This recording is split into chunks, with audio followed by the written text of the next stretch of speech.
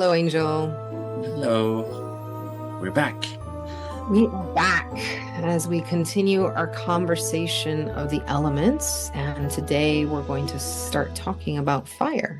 So, why don't you share something about what brings you to fire, your relationship, whether it's been taught, earned, or a living wisdom? Fire is for me, and I think many people, like quite a magical element. It's something that we have connected since we were humans or pre-humans even. We've sat around the fire for safety, for nourishment, for sharing story. That was the first community gatherer in many ways.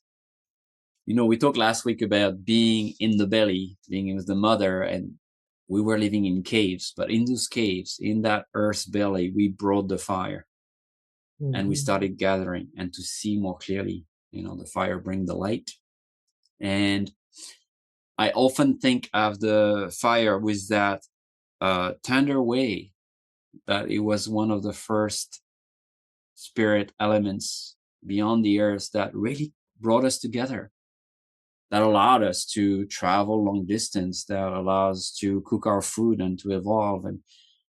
And my teacher always say, when you wake up in the morning and you open your eyes and you come back from that astral travel of dreaming, disembodied experience where you don't even remember you exist, and you open your eyes, the first things you're going to see is the light of the sun, is Mhm. the fire. And he said, Mhm. your first thought, your first sensation in your body, your first prayer should be the prayer of the fire, the gratitude prayer. Thank you. Thank you. I'm alive. I'm alive. Another day, right? We don't know if we're going to wake up.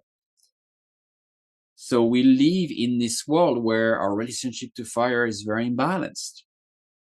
There's these powerful fires everywhere, from wars to climate change to heat, forest burning. And the elders say that we have lost this connection, this sacred connection to the fire.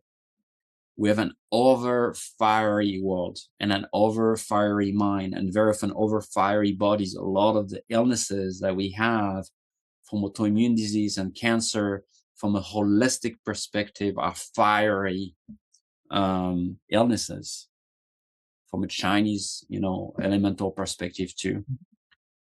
So the first prayer in the morning, waking up, turning toward the east, toward the fire, and think, thank you, and to listen, is for me the first gateway of my prayer, of my life, of my steps in the world, to try to harmonize this relationship, to remember the importance of relationship, and to listen to this fire that has guided us for millions of years, hundreds of thousands of years, right?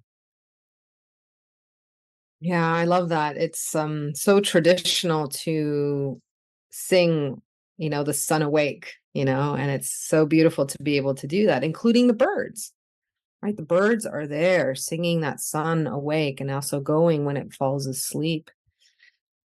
And you have that fire in the air in the air element, right? Being held that we experience, but also there's the deep fire in the earth, right? The core of the earth has fire here in Hawaii with Pele, who's one of the most active volcanoes in the world. We're reminded almost every day, whether it's in a small quake or in a spurting of that fire, that that is how Earth is created, right? Earth is created from fire, and what is amazing about being here is, and I come from volcanoes, right? I was born in La Ciudad de Mexico and Popo and stuff like that.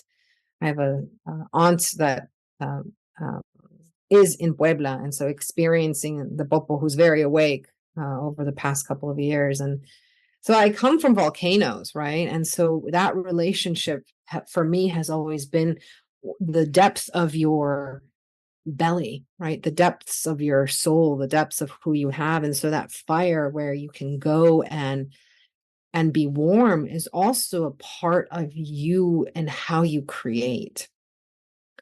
And what's interesting to me as we're sharing the world is on fire is there's a lot of teachings that when humans were created, right, in the four corners, right, in the four ways, in the four colors, right, that each one was given an element to be in relationship, to keep. And the people of, in the red, right, were given, you would think, fire, right? But it is actually the element of fire was given to those who are now the rulers of most of the world, which are those who are non-melanated, right? That element of that white fire, right? That blue stone, they were given that, while Asia was given, air, while Africa was given water, while indigenous people of this land were given land. And so the idea of being a carrier, though, of relation then meant that there's deep knowledge of this and responsibility. And yet we see that fire became a quick fire, and instead of bringing people together, was used for division, was used for fighting, and used for conquering, used for, gunpowder, right? Taking elements from other people. And so part of what I think is important to sit with is the fire that unites us and the fire that divides us. And you were speaking about that. The world is aflame. So part of a lot of the work I think that we can do as individuals, right? Because it's fire's overwhelming and fire is, it's easy to be afraid of, is how do you tend to your fire? What is that relationship?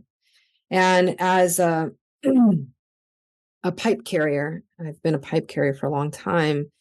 One of the teachings that the grandmothers decided to do is not only bring the pipe right to the heart, right? In the beginning, you just brought it to the heart. May I be one with the pipe from my heart.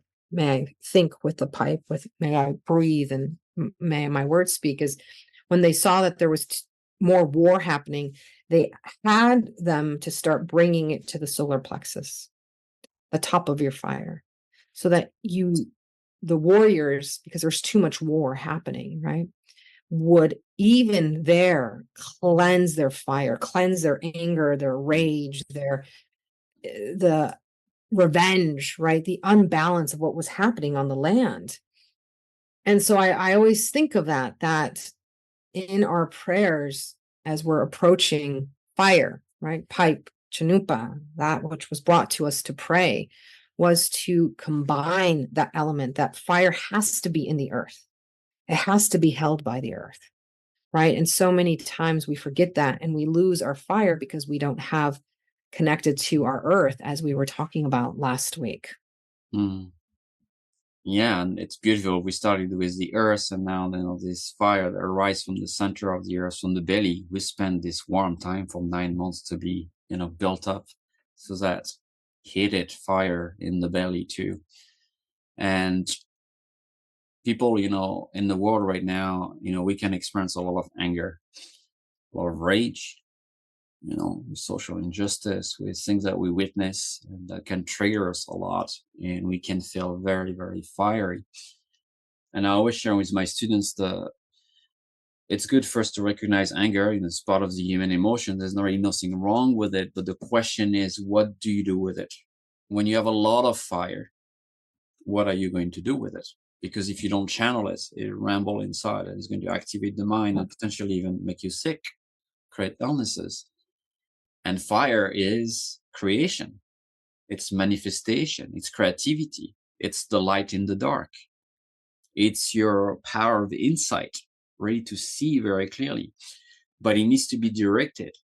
It needs to be, in a direction that is in service, not a direction that is to harm or to take or to burn down things. It's more, how do we find the balance with that?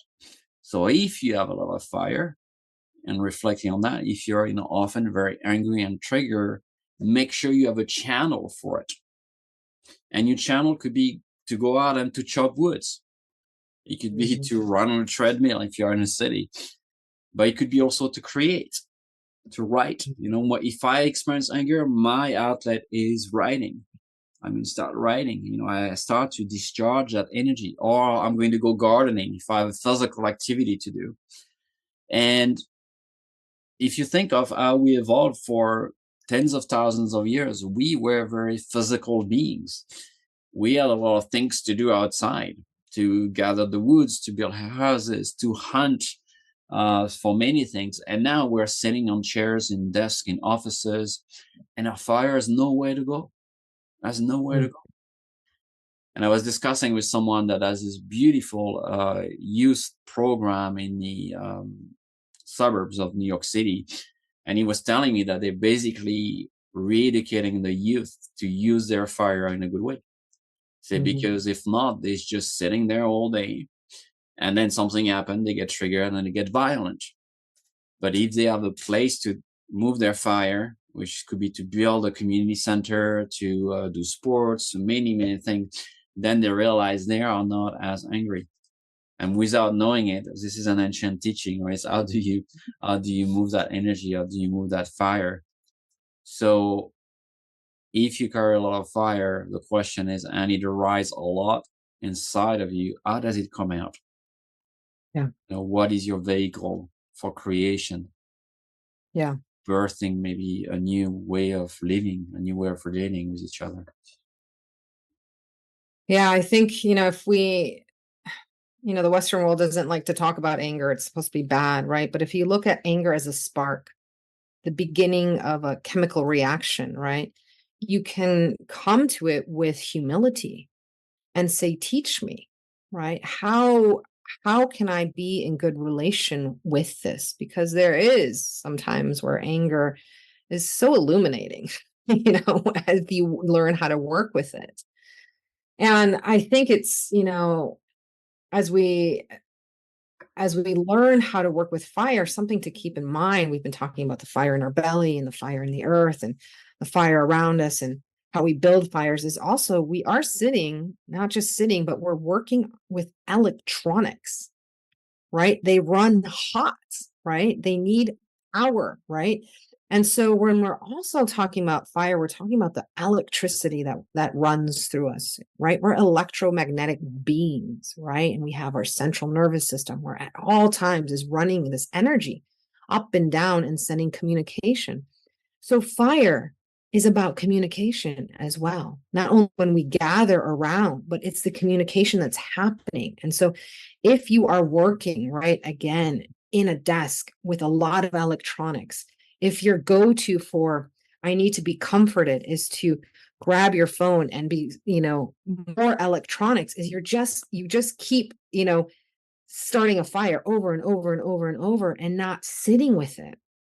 Right. And so I think it's so important that we have to unplug, as you said, find ways to do that, to go outside, to get our feet in there, or to find ways to understand how our physiological beings react with so much fire in the mind, fire in the belly, fire in the heart, fire in our words, right? Because we don't know how to hold it. And so I think, as we wrap this up, we have such a beautiful opportunity, I think, in front of us to sit with, is our fire dividing us or is it bringing us together? Wonderful. Something Beautiful. to pray as you light your candle on your altar in the morning. Teach me, Yeah. God. Teach me how to walk in good ways with you. Yeah. In good relation. Beautiful. Shade, thank you so much. Thank you, Marita. Yeah.